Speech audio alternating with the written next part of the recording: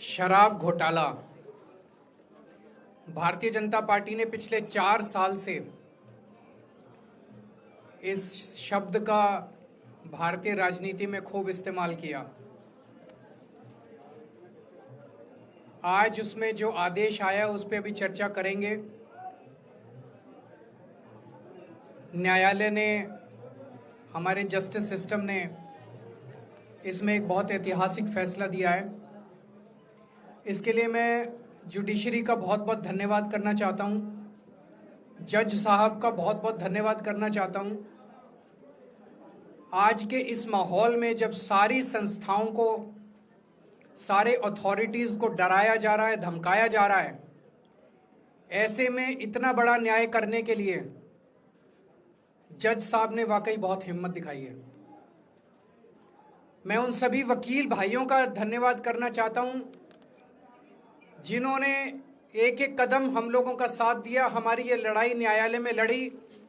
मैं खासकर नाम लेना चाहता हूं, अभिषेक मनु सिंघवी साहब का धन्यवाद करता हूं, हरिहरन साहब का धन्यवाद करता हूं, रिबेका मैडम का धन्यवाद करता हूं, विक्रम चौधरी जी का, दयान कृष्णन जी का, रमेश गुप्ता जी का, शादान का, मोहित माथुर जी का, विवेक जैन, रजत, मोहम्मद इरशाद, करण, मुदित जैन, और भी कई नाम है, अगर मेरे से कुछ रह गए हो। बहुत सारे वकीलों ने हमारा साथ दिया, और उन सारे देश भर के लोगों का जिन्होंने पिछले 4 साल से जिस तरह से हमारे ऊपर अत्याचार किया जा रहा था, इतने कठिन समय में हम लोगों का साथ दिया, उनका धन्यवाद करना चाहता हूं। आप जान रहे हैं कि किस तरह से पिछले 4 साल से ईडी को, सीबीआई को, सारी संस्थाओं को इस्तेमाल करके हमारे ऊपर एक शराब घोटाला नाम का एक आरोप लगाया गया। सीबीआई ने, ईडी ने उसमें चार्जशीट फाइल की। आज कोर्ट को प्राइमा फेसी ये निर्णय लेना था कि क्या सबूत और गवाहों के बयानों के आधार पे सफिशिएंट मटेरियल है कि इसमें मुकदमा चलाया जाए। अभी मुकदमा चला नहीं था।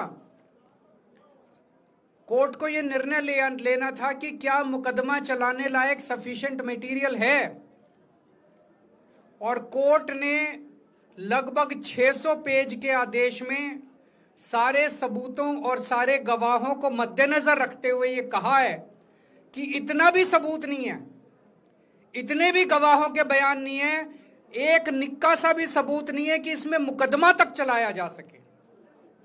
अगर मुकदमा चलाया जाता, 15-20 साल मुकदमा चलता, उसमें बहुत सारे गवाह बुलाए जाते, सबूत रखे जाते, उसके बाद होता, वो तो अलग बात है।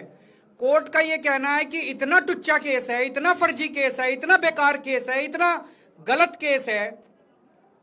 ये मैं नहीं कह रहा, ये भाषा है। आप कोर्ट का ऑर्डर पढ़िए। ये ऑर्डर जो है ये ऐतिहासिक ऑर्डर है। कोर्ट ने कहा है कि इतना फर्जी केस है, इतना फर्जी केस है, एक भी सबूत नहीं है, एक भी गवाह नहीं है कि इसमें मुकदमा भी नहीं चलाया जा सकता। ये पूरा षड्यंत्र किसने रचा, क्यों रचा? ये पूरा षड्यंत्र 2 लोगों ने मिलकर रचा, नरेंद्र मोदी जी और अमित शाह जी। और आज उन दोनों को पूरे देश से माफी मांगनी चाहिए। उन दोनों ने मिलकर षड्यंत्र रचा कि आम आदमी पार्टी को खत्म किया जाए, आम आदमी पार्टी को बर्बाद किया जाए। और उस षड्यंत्र के तहत आजाद भारत का सबसे बड़ा और सबसे घिनौना षड्यंत्र रचा उन लोगों ने। वो देख रहे थे कि दिल्ली में वो हमें नहीं हरा सकते। वो देख रहे थे कि दिल्ली की जनता हमारे कामों से बहुत खुश है। वो देख रहे थे दिल्ली में कामों की राजनीति के आधार पे वो कहीं खड़े नहीं होते, तो उन्होंने एक षड्यंत्र रचा। जनता जानती है कि केजरीवाल ईमानदार, उन्होंने कहा केजरीवाल की ईमानदारी पे चोट करो। जनता जानती है कि आम आदमी पार्टी ईमानदारी, उन्होंने कहा आम आदमी पार्टी की ईमानदारी पे चोट करो। उन्होंने आम आदमी पार्टी को खत्म करने के लिए षड्यंत्र रचा और बोले केजरीवाल बेईमान है, केजरीवाल बेईमान है, केजरीवाल बेईमान है, केजरीवाल ने शराब घोटाला किया, केजरीवाल पैसे खा गया, केजरीवाल ने 100 करोड़ रुपए खा लिए। मैंने जिंदगी में केवल ईमानदारी कमाई है, मैंने जिंदगी में केवल इज्जत कमाई है, एक नया पैसा नहीं कमाया मैंने अपनी जिंदगी में। इन लोगों की तरह नहीं हूं मैंने जिंदगी में एक नया पैसा नहीं कमाया, केवल ईमानदारी कमाई है। और ये उस ईमानदारी के ऊपर चोट करना चाहते थे, उसके लिए इन्होंने षड्यंत्र रचा था। आज कोर्ट के ऑर्डर के बाद ये साबित हो गया देश के सामने, केजरीवाल कट्टर ईमानदार है, मनीष सिसोदिया कट्टर ईमानदार है, संजय सिंह कट्टर ईमानदार है, दुर्गेश कट्टर ईमानदार है, आम आदमी पार्टी कट्टर ईमानदारी है। हम नहीं कह रही है, कोर्ट ने सारे देश के सामने बोला है। कई लोग ये कहते हैं जेल से आने के बाद केजरीवाल चुप क्यों हो गया,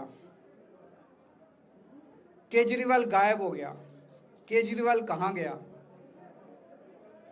मैं कोई नेता नहीं हूं, मैं कोई पॉलिटिशियन नहीं हूं।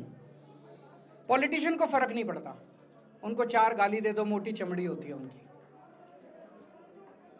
मैंने जिंदगी में केवल ईमानदारी कमाई है। मेरे को जब कोई बेईमान बोलता है मुझे फर्क पड़ता है, मेरे को जब जेल भेजा जाता है, मेरे परिवार के ऊपर ताने मारे जाते हैं, मेरे को फर्क पड़ता है। केजरीवाल को फर्क पड़ता है।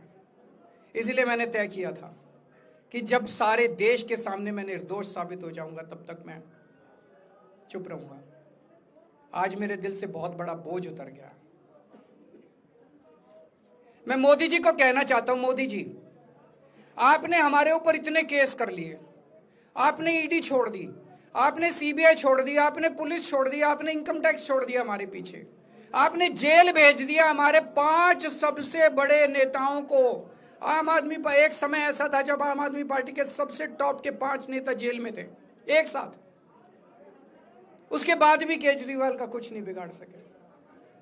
अब तो एक ही तरीका बचा है मोदी जी केजरीवाल से निपटने का, केजरीवाल का कत्ल करवाना पड़ेगा, केजरीवाल की हत्या करवानी पड़ेगी। उसके अलावा अब केजरीवाल आपसे संभलने वाला नहीं है। अब आपके बस का नहीं है केजरीवाल, आपने सब कुछ करके देख लिया, अब केजरीवाल का कत्ल ही करवाना पड़ेगा। और एक तरीका है, मैं पहले भी बोल चुका, लेकिन वो मोदी जी के बस का नहीं है। मैंने 500 स्कूल बनवाए दिल्ली में, आप 5000 स्कूल बनाओ। मैंने दिल्ली की सड़कें अच्छी करी, आप पूरे देश की सड़कें ठीक कर दो, देखो केजरीवाल को कोई पूछेगा ही नहीं। केजरीवाल ने 200 मोहल्ला क्लिनिक बनाया, 20,000 मोहल्ला क्लिनिक बनाओ, आप तो देश के प्रधानमंत्री हो, अरे अच्छे काम करो ना। वो नहीं होता मोदी जी से, वो मोदी जी से नहीं होता। मैं उनको कहना चाहता हूं, प्रधानमंत्री जी, केवल सत्ता की जो प्रधानमंत्री मोदी जी की और अमित शाह जी की सत्ता की हवस है, ये उसका नतीजा है जो ये षड्यंत्र रचा गया। और इस षड्यंत्र का मैं बहुत छोटा हूं, हमारे परिवार ने बहुत भुगत भोगी है। मैं जेल गया, मेरी मां बीमार रहती है बहुत ज्यादा, उसको अस्पताल में एडमिट कराना पड़ा, बहुत रोई मेरी मां, बहुत रोई। इनकी पत्नी मनीष सिसोदिया जी की पत्नी, उनको मल्टीपल स्क्लेरोसिस डिजीज है, सब लोग जानते हैं। जब सुप्रीम कोर्ट में केस चल रहा था, संजीव खन्ना जी ने कहा कि बहुत गंदी बीमारी है, उनके नीचे का पूरा पोर्शन काम नहीं करता और धीरे धीरे बीमारी बढ़ती जा रही है। हमारे परिवार ने बहुत भुगता है, लेकिन वो इंपॉर्टेंट नहीं है, हम इंपॉर्टेंट नहीं है, हमारा परिवार भी इंपॉर्टेंट नहीं है। लेकिन मोदी जी और अमित शाह जी के षड्यंत्र का खामियाजा जो दिल्ली भुगत रही है, दिल्ली के 3 करोड़ लोग भुगत रहे हैं, उसकी भरपाई कौन करेगा। आज दिल्ली में कहीं चले जाओ, सारी सड़कें टूटी पड़ी हैं, अस्पतालों में दवाइयां मिलनी बंद हो गई हैं, मोहल्ला क्लिनिक बंद किए जा रहे हैं, स्कूलों का बुरा हाल हो रहा है।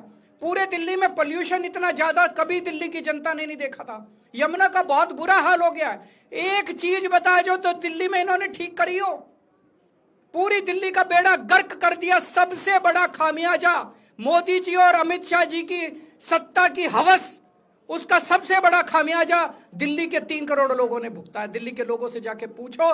आज मैं चैलेंज करता हूं मोदी जी को, मोदी जी हिम्मत है दिल्ली में दोबारा चुनाव करा के दिखा दो, 10 से ज्यादा तुम्हारी सीट आ जाए मैं राजनीति छोड़ दूंगा, तुम्हारी 10 से ज्यादा सीट आ जाए मैं राजनीति छोड़ दूंगा। दिल्ली की जनता त्रस्त हो चुकी है तुम लोगों से।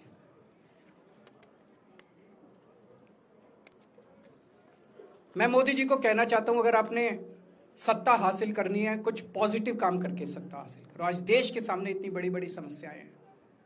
आज देश का युवा दुखी है, देश का व्यापारी दुखी है, देश का उद्योगपति दुखी है।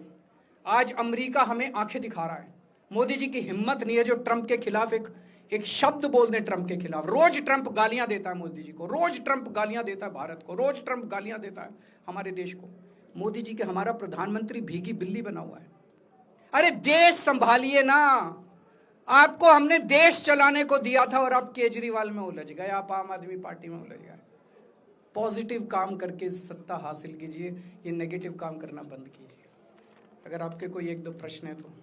क्या आपको उम्मीद है कि अब ईडी के मामले को भी? ईडी मामला खत्म हो गया।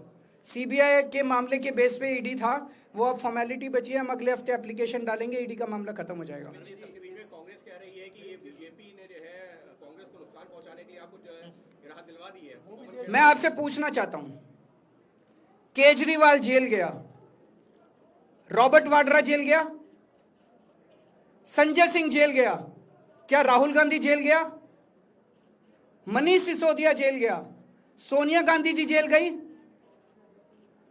किस मुंह से बात करते हैं? शर्म नहीं आती कांग्रेसियों को? ले जाए, वो तो ले जाए, उनका हक है। सुप्रीम कोर्ट भी जाएंगे, हाई कोर्ट भी जाएंगे। जैसे निचली कोर्ट में न्याय हुआ, ऐसे ऊपरी कोर्ट में भी न्याय हुआ। जब कोई सबूत है ही नहीं, जब कोई गवाह है ही नहीं, तो ऊपर के कोर्ट में भी कहां से लाएंगे सबूत, कहां से लाएंगे गवाह? आज कोई छोटा मोटा उन्होंने डिस्चार्ज कर दिया है हमें, उन्होंने कहा कोई आरोप ही नहीं बनता।